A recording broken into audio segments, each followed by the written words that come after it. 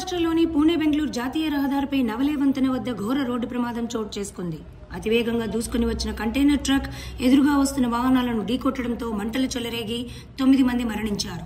పలువురు తీవ్రంగా గాయపడ్డారు.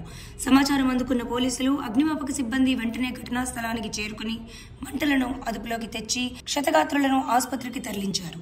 అతివేగంగా నియంత్రణ కోల్పోవడమే ప్రమాదానికి కారణమని పోలీసులు తెలియజేశారు. मग काय हा काय ते कार आहे मध्ये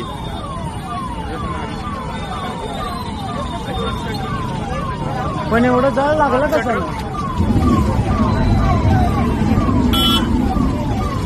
आवाज कसला यालाय नाही नाही ते ट्रक आहे कशाचा काय होणार आहे ट्रक आहे कशाचा